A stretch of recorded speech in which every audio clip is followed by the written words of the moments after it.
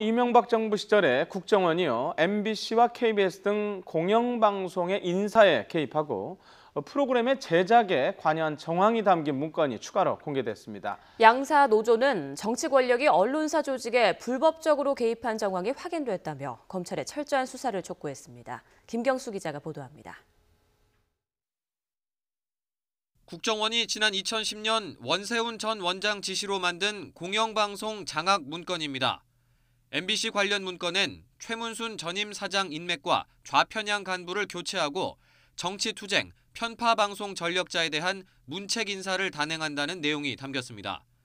또 PD수첩과 시사매거진 2580 등 주요 시사 프로그램 제작진과 진행자의 실명을 거론하며 반드시 교체해야 할 대상자로 꼽았습니다.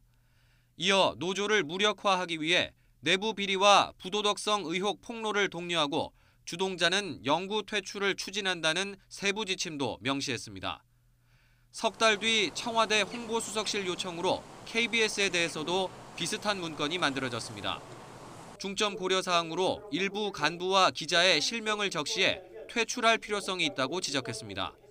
국정 지원에 소극적이며 정부 비판적 보도를 했다는 이유에서였습니다. 전국 언론노조 KBS 본부도 자체 입수한 관련 문건의 내용을 공개했습니다. 국정원 개혁위가 스스로 밝힌 여러 공작과 관련된 문건, 보고서 이런 것들이 있는데 그중에 딱 하나일 뿐입니다. 문건에 따르면 좌편향 대상뿐 아니라 MB정부에 적극적으로 동조하지 않은 간부는 이른바 무소신 간부로 분류해 평가됐습니다. KBS 새 노조는 이 문건에 의해 결국 보직 변경 등 퇴출이 이루어졌다고 주장했습니다. 반정부 왜곡 보도에 혈안이 됐다는 이유로 퇴출 대상으로 지목된 기자는 갑작스러운 인사 발령이 났던 이유를 이제야 알게 됐다고 말했습니다. 상당히 드라이하게 당시 상황을 묘사를 했습니다. 그럼에도 불구하고 이게 반정부 왜곡 보도의 사례로 들어섰다는 것은 이미 그 당시에 국정원이 제가 보기엔 거의 비정상적인 수준이 아닌가 이렇게 생각이 됩니다. 앞서 MBC 노조도 MBC 내부에서 방송 장악이 전방위에 걸쳐 이루어졌다고 밝혔습니다. 두 노조는 정치 권력이 언론사 조직에 개입해 불법적으로 관여한 사실이 드러났다며 검찰에 철저한 수사를 촉구했습니다.